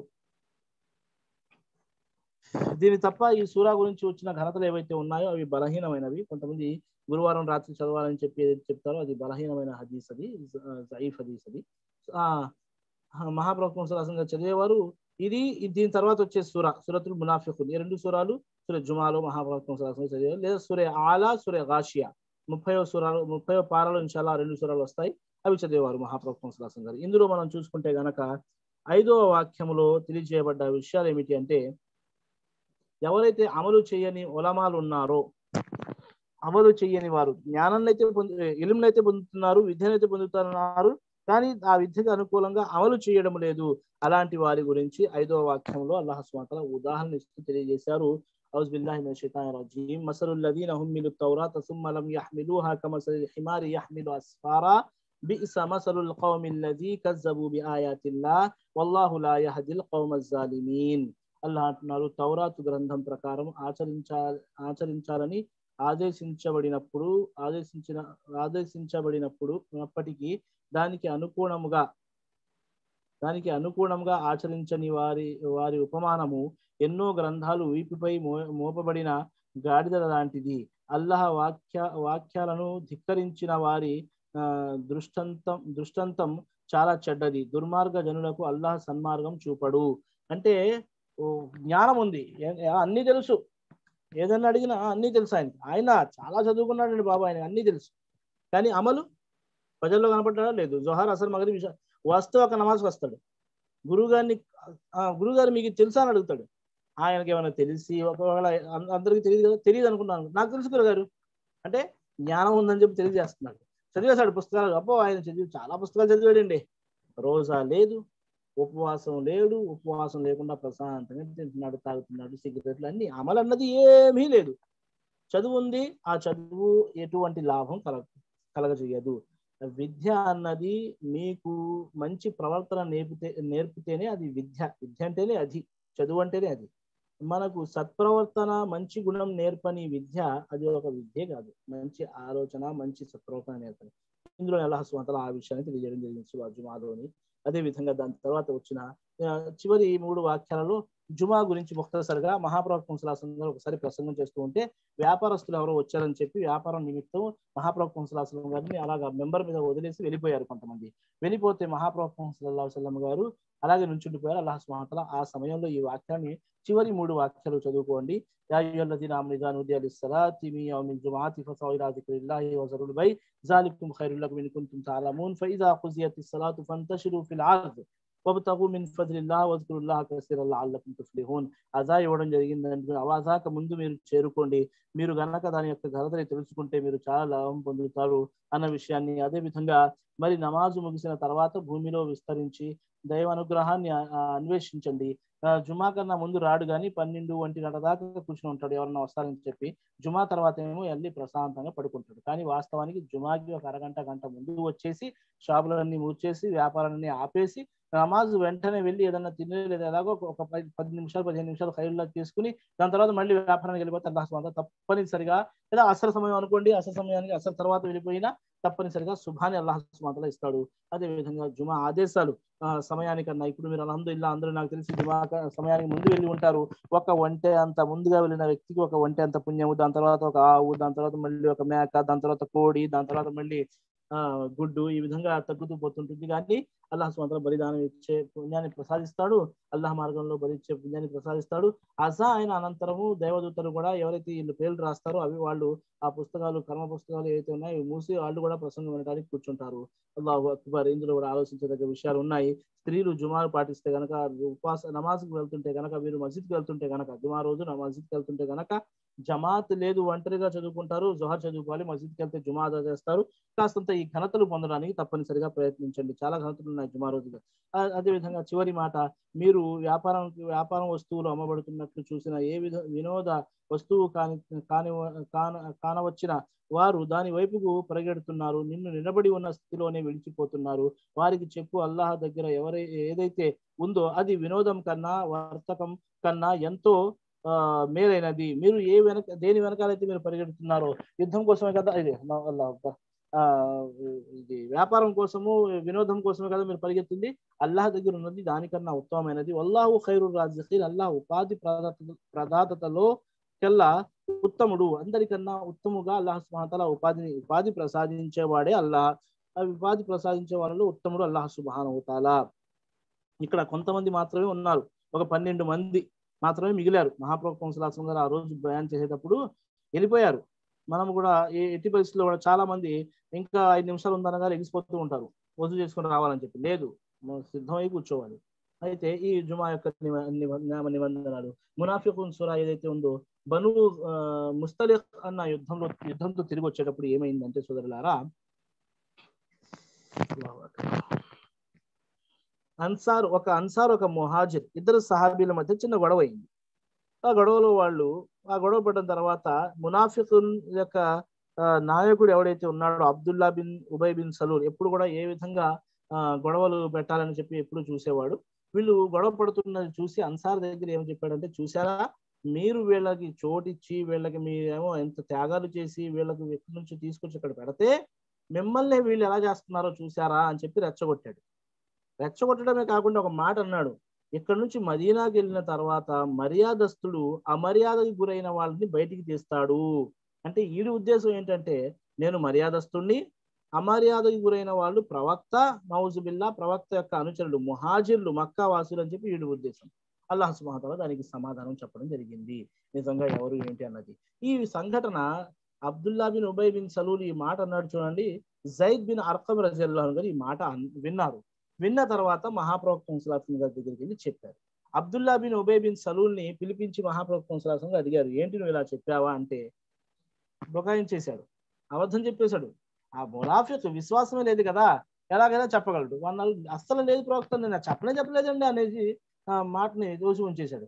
దాని తర్వాత జైద్ బిన్ అర్కమ్ రజియల్లాహు అన్హు గారికి చాలా బాధ కలిగింది.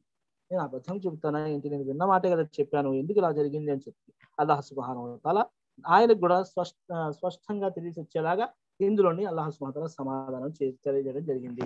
ఒకవేళ మనం దీని గురించి తెలుసుకోవాలంటే సూరా మునాఫికున్లోని అల్లాహ్ ఇత్తఖజు ఐమానహుం జున్నతున్ ఫసద్దు అన్ సబీలిల్లాహి ఇన్నహుం సాఅ మా కాను యఅమలూన్. ఎప్పుడైతే నీ దగ్గరికి వీళ్ళు వచ్చినప్పుడు వాళ్ళు అబద్ధపు సాక్ష్యాలు చెబుతారన్న మాటలు చెబుతూ 8వ వాక్యంలోని అల్లాహ్ సుబ్హానహు వ తఆలా తెలియజేయడం జరిగింది, యఖూలూన లఇన్ రజఅనా, అల్లాహ్ అంటున్నారు, యఖూలూన లఇన్ రజఅనా ఇలల్ మదీనతి లయుఖ్రిజన్నల్ అఅజ్జు మిన్హల్ అజల్ వలిల్లాహిల్ ఇజ్జతు వలిరసూలిహి వలిల్ ముమినీన్ వలాకిన్నల్ మునాఫికీన లా యఅలమూన్. మనం గనక మదీనా నగరానికి తిరిగి వెళ్ళినట్లయితే గౌరవనీయుడు అల్పుణ్ణి అక్కడి నుంచి వెళ్ళగొడతాడు అని వారు అంటున్నారు. నిజానికి గౌరవం అయితే అల్లాహకు, ఆయన ప్రవక్తకు, విశ్వాసులకే చెందుతుంది, కానీ ఈ కపటులు తెలుసుకోవడం లేదు. సమాధానం అల్లాహ్ సుబ్హానహు వ తఆలా తెలియజేశాడు. ఇక్కడ ఏమిటి అన్నది సంఘటన అల్లాహ్ సుబ్హానహు వ తఆలా ఇక్కడ తెలియజేశాడు.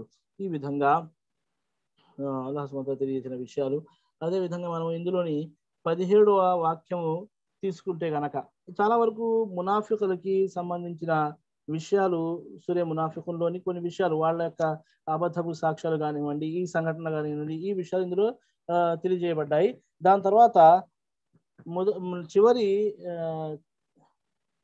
సూరే మునాఫికున్లోని చివరి 3 వాక్యాలు ఏవైతే ఉన్నాయో 9, 10, 11 ఈ 3 వాక్యాలు ఏవైతే ఉన్నాయో ఇందులోని అల్లాహ్ సుబ్హానహు వ తఆలా బోధిస్తూ, ఓ విశ్వాసులారా, మీ సిరి సంపదలు, మీ సంతానం మిమ్మల్ని అల్లాహ్ ధాన్యం నుండి మరల్చరాదు. ఎవరైతే అలా చేస్తారో వారే నష్టపోయేవారు.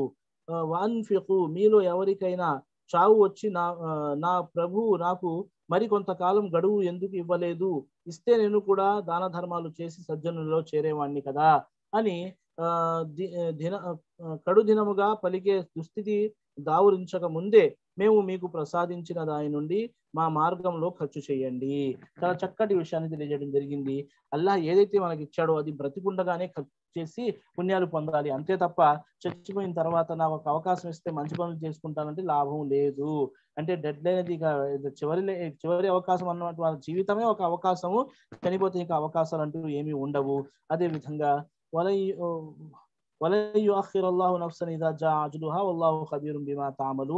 ఏ ప్రాణికైనా దాని నిర్ధారిత సమయం ఆసన్నమైందంటే ఇక అల్లాహ్ ఎట్టి పరిస్థితుల్లోనూ దానికి గడువు ఇవ్వడు, మీరు చేసేదంతా అల్లాహకు తెలుసు అని చెప్పి అల్లాహ్ సుబ్హానహు వ తఆలా ఇందులో తెలియజేయడం జరిగింది. అంటే చావు వచ్చేసిన తర్వాత ఎవరికి కూడా ఇక చావు నుంచి తప్పించుకునే అవకాశం లేదు, గడువు అంటూ రాదు.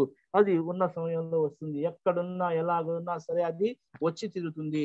అవకాశం అంటూ ఎంత ధనికుడికైనా ఎంత అందగాడికైనా సరే అది అవకాశాన్ని అంటూ ఇవ్వదు అన్న విషయాన్ని అల్లాహ్ సుబ్హానహు వ తఆలా తెలియజేయడం జరిగింది. అదే విధంగా ఇందులోని అల్లాహ్ సుబ్హానహు వ తఆలా సూరే తగాబున్ దాని తర్వాత వచ్చిన సూర ఏదైతే ఉందో ఈ సూరాలోని మనము ముందుగా అల్లాహ్ సుబ్హానహు వ తఆలా యొక్క గొప్పతనము తెలియజేయడం జరిగింది. దాని తర్వాత 3వ వాక్యంలోని భూమి ఆకాశాలను అల్లాహ్ సుబ్హానహు వ తఆలా ఎంత అందంగా సృష్టించాడన్న విషయము అల్లాహు అక్బర్. దాని తర్వాత అల్లాహ్ సుబ్హానహు వ తఆలా కొన్ని విషయాలు తెలియజేస్తూ మనం చూసుకుంటే గనక 4వ వాక్యంలోని అల్లాహ్ సుబ్హానహు వ తఆలా అంటున్నారు, యాలము మా ఫిస్ సమావాతి వ మా ఫి 4వ కాదు ఒక్క నిమిషం సోదరులారా, 14వ వాక్యంలోని అల్లాహ్ సుబ్హానహు వ తఆలా తెలియజేసిన విషయము ఒకసారి చూడండి. యా అయ్యుహల్లజీన ఆమను ఇన్న మిన్ అజ్వాజికుం వ ఔలాదికుం అదువ్వల్ లకుం ఫహజరుహుం వ ఇన్ తఅఫు వ తస్ఫహు వ తగ్ఫిరు ఫఇన్నల్లాహ గఫూరుర్ రహీం. అల్లాహ్ అంటున్నారు, ఓ విశ్వాసులారా, మీ భార్యలలో మీ బిడ్డలలో కొందరు మీకు శత్రువులు కాబట్టి వారి పట్ల అప్రమత్తంగా ఉండండి. ఒకవేళ మీరు గనక ఉపేక్షించి క్షమించి సడలింపు వైఖరిని అవలంబించినట్లయితే అల్లాహ్ క్షమించేవాడు, దయదలిచేవాడు. ఈ వాక్యంలోని చూడండి తెలియజేసిన విషయాలు, వారు గనక మీకు సత్యకార్యాలలో అడ్డు తగిలిన దైవ విధేయత మార్గంలో మీకు ఆటంకాలు సృష్టించినా వారు మీకు శత్రువులుగా పరిగణించినట్లే.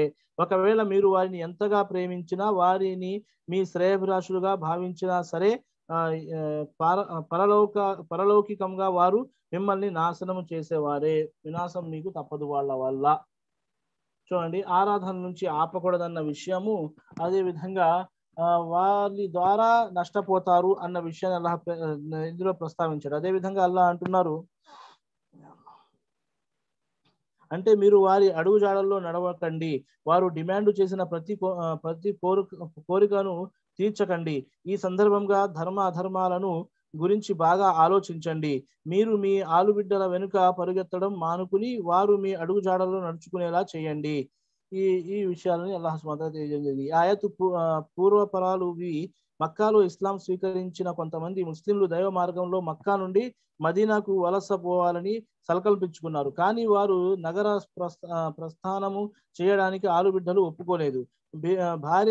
భార్య బిడ్డల ప్రేమానురాగాలు అడ్డు తగలడంతో వారు వలస హిజ్రత్ సంకల్పాన్ని వాయిదా వేసుకున్నారు. కానీ కొంతకాలం తర్వాత వారు దైవప్రవక్త వద్దకు వచ్చి చూస్తే హిజ్రత్ చేసిన ముస్లింలు ధార్మికంగా ఎంతో తమ ఆలుబిడ్డలపై వారికి కోపం వచ్చింది. ధార్మికంగా తమను నష్టపరిచిన ఆలుబిడ్డలను శిక్షించాలనుకున్నారు.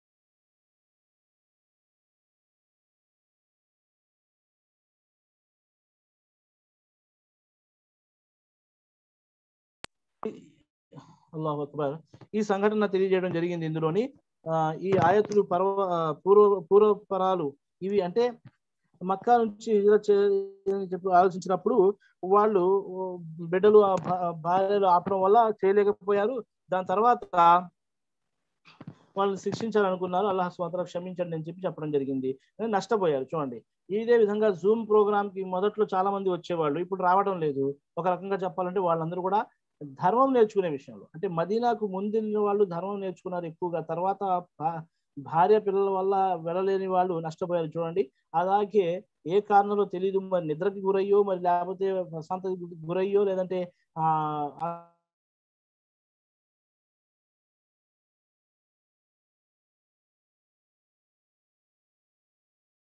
షేక్ మీ వాయిస్ కట్ అయిపోయింది.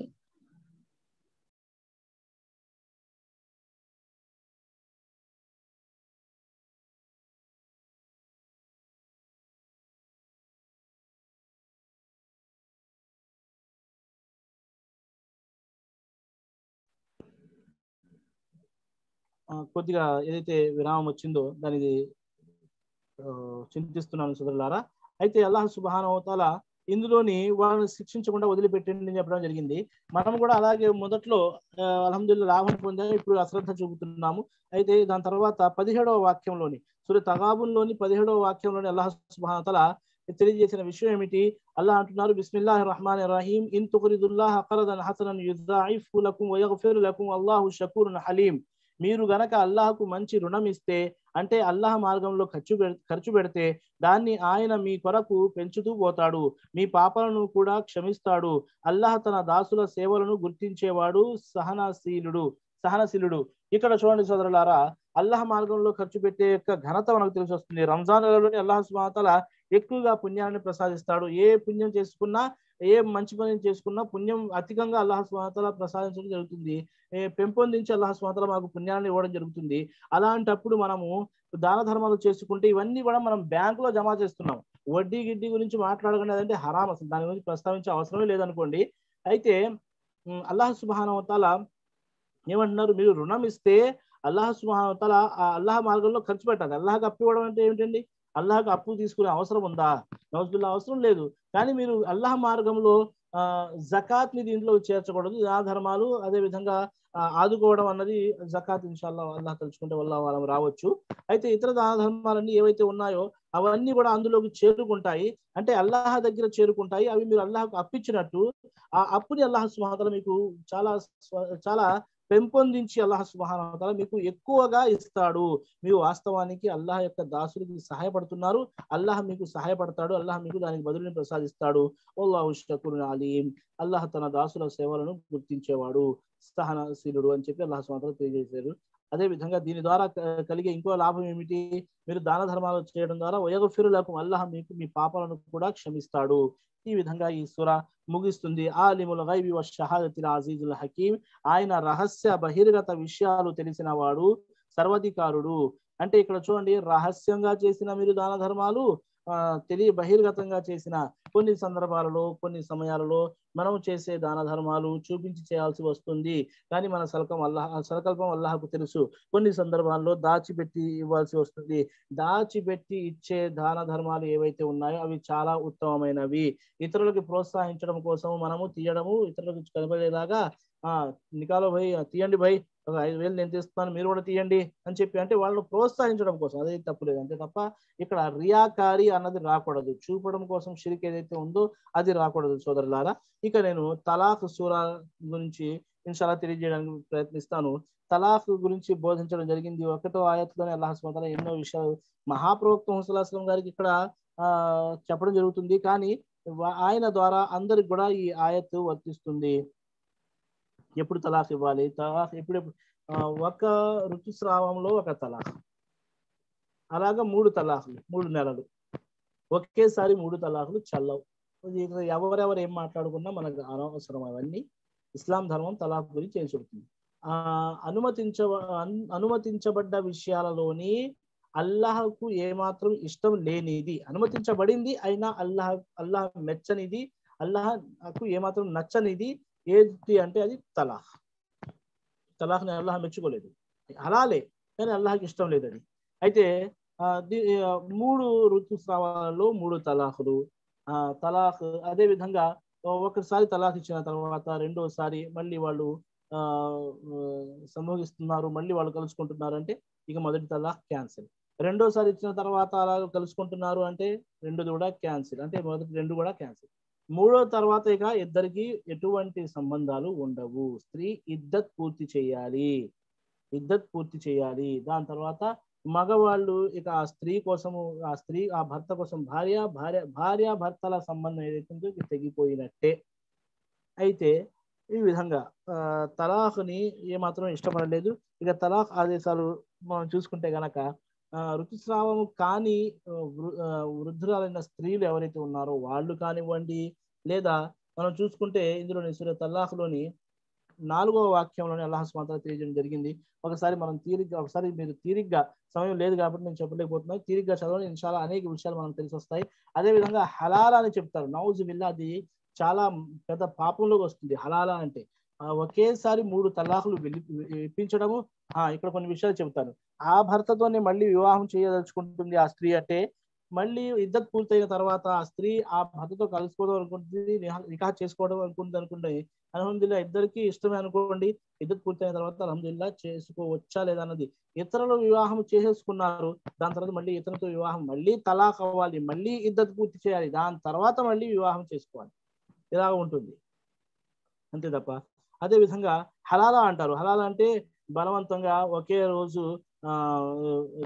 తలాఖ్ 3 సార్లు తలాఖ్ చెప్పించేయడము, ఎవరినో ఒకరిని నికాహ్ చేయించేయడము, ఒక రాత్రి గడిపిన తర్వాత మళ్ళీ రెండో రోజు ఇతరులతో వివాహం చేయించడము. నౌజు బిల్లా, ఇది వ్యభిచారంలోకి వస్తుంది. హలాలా అన్నది వ్యభిచారంలోకి వస్తుంది. ఇది షార్ట్ కట్ గా నెతుక్కున్నారు కొంతమంది కొన్ని వర్గాలకు చెందిన వాళ్ళు షార్ట్ కట్ గా నెత్తుకున్నారు. అది ఇస్లాంలో లేనే లేదు సోదరులారా. అదే విధంగా సోదరులారా, 4వ వాక్యంలో చూసుకుంటే కనుక ఏమని తెలియజేయడం జరిగింది అల్లాహ్ సుబ్హానహు వ తఆలా, ఎవరైతే మీ స్త్రీలలో ముట్టుపై ఆశ వదులుకున్న వారి విషయంలో మీకేదైనా సందేహం ఉంటే వారి గడువు 3 నెలలు. ఋతుస్రావం మొదలు కాని వారి గడువు కూడా అంతే. గర్భవతుల గడువు వారి ప్రసవము అయ్యే వరకు ఉంటుంది. ఒకవేళ గర్భంగా ఉన్నప్పుడు ఎవరికైనా తలాఖ్ ఇవ్వడం జరిగింది అనుకోండి, గర్భం ఉందని చెప్పి తెలియక తలాఖ్ ఇవ్వడం అని తెలుసు. గర్భంతో ఉన్న స్థితిలో తలాఖ్ చెల్లదు. గర్భంతో ఉన్న స్త్రీకి తలాఖ్ చెల్లదు. దాని గురించి ప్రత్యేకంగా చెప్పడం జరిగింది. కానీ ఒక స్త్రీకి తలాఖ్ ఇచ్చేసిన తర్వాత అంటే బెహరహాల్ ఎలా ఇది అంటే మహాప్రవక్త సల్లల్లాహు తెలియజేసి, గర్భవతులు గడువు వారి ప్రసవం అయ్యే వరకు ఉంటుంది. అంటే విడాకులు పొందిన మహిళ ఒకవేళ గర్భవతి అయి ఉంటే ఆమె ప్రసవం దాకా ఆగి విడాకులు ఇవ్వబడిన రెండు రోజులు కాన్పు అయిన గడుపు ముగిసినట్లే. రెండో రోజు కాన్పు అయిన గడుపు ముగిసినట్లే. ఈ ఆయత్ ద్వారా తెలిసే మరో ముఖ్యాంశం ఏమిటంటే, గర్భవతిగా ఉన్న మహిళ ఆమె విడాకులు పొందిన లేక ఆమె భర్త చనిపోయిన కాన్పు అయిన వెంటనే ఆమె ఇద్దత్ గడువు ముగుస్తుంది. హదీసుల ద్వారా కూడా ఈ సంగతి రుజువు అవుతుంది. సహీ ముస్లిం, సహీ బుఖారిలో వివరాలు ఉన్నాయి. అయితే గర్భవతులు కాని మహిళల భర్తలు గనక చనిపోతే వారి ఇద్దత్ గడుపు 4 మాసాల 10 రోజులు అయి ఉంటుంది. ఇద్దత్ 4 మాసాల 10 రోజులు. అయితే ఇచ్చేసిన తర్వాత తెలిసింది గర్భంగా ఉందని చెప్పి, ఆ స్థితిలో అయితే పర్లేదు. కానీ లేదంటే సాధారణంగా జరిగేది ఏమిటి, ఋతుస్రావంలో ఉన్నప్పుడు ఒక్క ఋతుస్రావం అనే 1, 2, 3 అయిపోవాలి కదా. గర్భంలో ఉన్నప్పుడు ఆ సమస్య ఉండదు, ఋతుస్రావం అన్నది ఉండదు. ఇవన్నీ కూడా మనం వివరాలుగా తెలుసుకోవాలి. ఇవన్నీ తలాఖ్ అన్న మసాయిల్ అన్న ఏవైతే ఉన్నాయో ఇవన్నీ కూడా తెలుసుకోవాల్సిన అవసరం మనందరికీ కూడా ఉంది. కానీ వీటి నుంచి అల్లాహ్ దువా చేస్తూ ఉండాలి. ప్రతి ఒక్క కపుల్ని, ప్రతి ఒక్క జంటని అల్లాహ్ సుబ్హానహు వ తఆలా రక్షించాలి. చిన్న గొడవలకు కూడా చాలా దూరం వెళ్ళిపోతున్నారు. ఇప్పుడు తలాఖ్ సరైన విధానం మానేసి కోర్టుకి ఎక్కడం ఇవన్నీ వచ్చేసాయి. అల్లాహ్ సుబ్హానహు వ తఆలా వీటన్నిటి నుంచి కూడా రక్షించుగాక. అయితే దాని తర్వాత అల్లాహ్ సుబ్హానహు వ తఆలా సూరా తలాఖ్లోని తలాఖ్ విషయాలు తెలియజేస్తూ,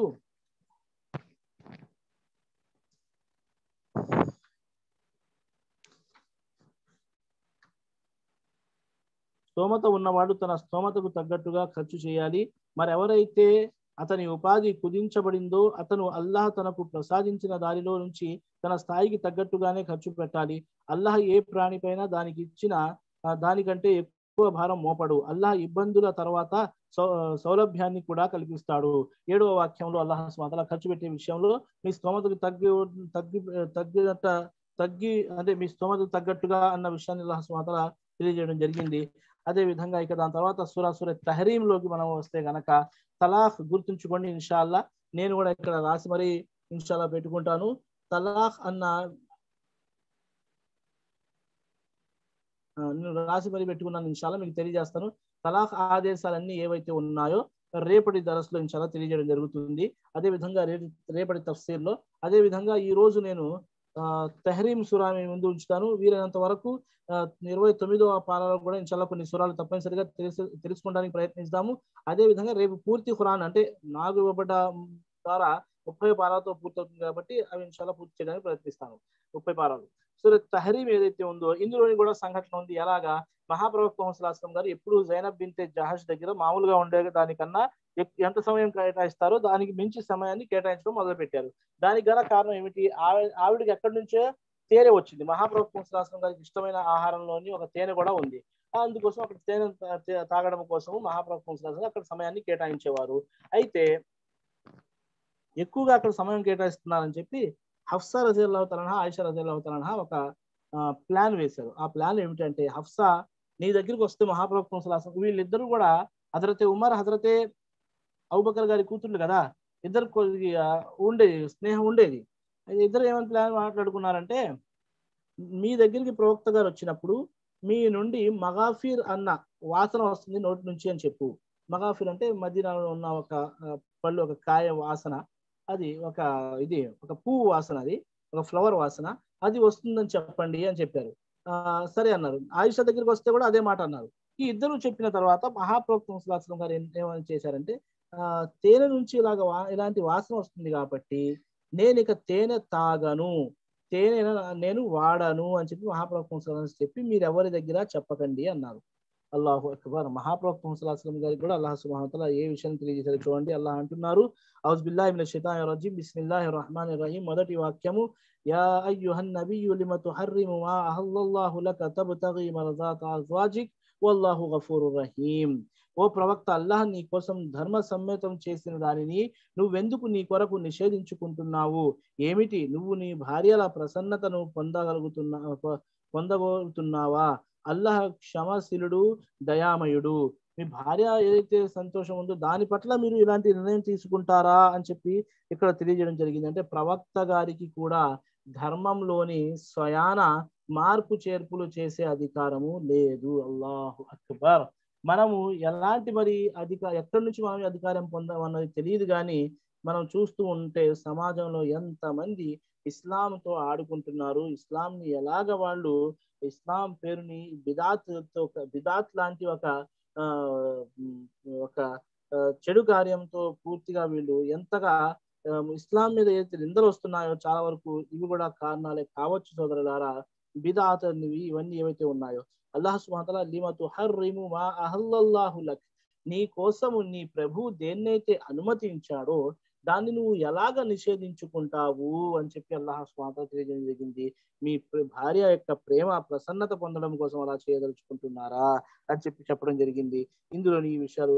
అదే విధంగా సూరత్ తహరీంలోని చివరిలో 10, 12, 10 నుంచి 12వ వాక్యం మనం చూస్తే కనుక సోదరులారా, ఇద్దరు స్వర్గానికి వెళ్ళే స్త్రీల గురించి ప్రస్తావించడం జరిగింది, ఇద్దరు నరకానికి వెళ్ళే స్త్రీల గురించి ప్రస్తావించడం జరిగింది.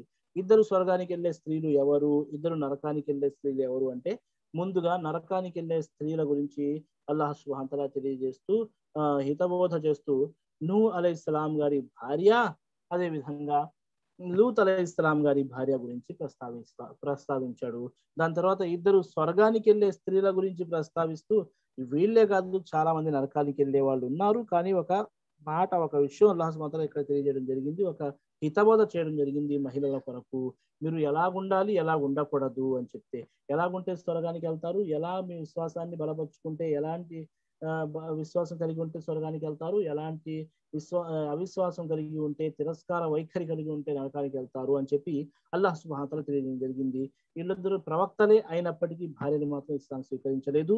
అదే విధంగా వీళ్ళిద్దరిలో ఫిరౌన్ భార్య మూర్ఖుడు, అల్లాహ్ యొక్క ఆగ్రహానికి గురైన వాడు, జనులపై దౌర్జన్యం చేసేవాడు, తనకు తను పెద్ద దైవముగా భావించేవాడు, నౌజు బిల్లా. అయితే అధికారం గలగా ఉన్నవాడు అని చెప్పి భావించేవాడు. అలాంటి ఫిరౌన్ యొక్క భార్య ఆసియా రజియల్లాహు అన్హా గురించి అల్లాహ్ సుబ్హానహు వ తఆలా పొగడము జరిగింది.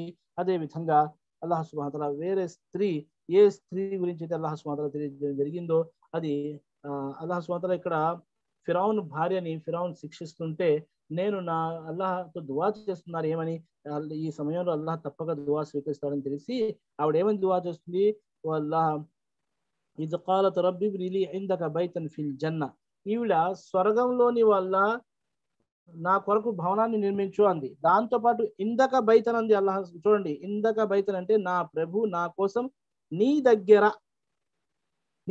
స్వర్గం నీదే, స్వర్గంలోకి నీకు చేరువుగా ఉన్న, నీకు దగ్గరలో ఉన్న, నీకు సమీపంలో ఉన్న చోట నా కోసం భవనాన్ని నిర్మించు అని చెప్పి దువా చేస్తుంది. అల్లాహు అక్బర్. దాని తర్వాత మరియం బింతే ఇమ్రాన్ గురించి, మరి ఇమ్రాన్ కుమార్తె అయిన మరియం గురించి కూడా అల్లాహ్ ఉదాహరణ ఇస్తున్నాడు.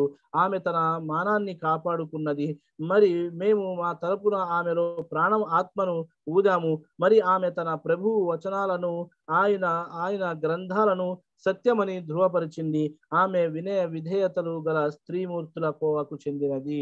మరియం అలైహిస్సలాం గారి యొక్క ఘనత తెలియజేయడం జరిగింది. ఇంకో విషయం ఏంటంటే పూర్తి ఖురాన్ లో ఒకే ఒక్క స్త్రీ పేరు వచ్చింది, ఆ స్త్రీ హజరతే మరియం.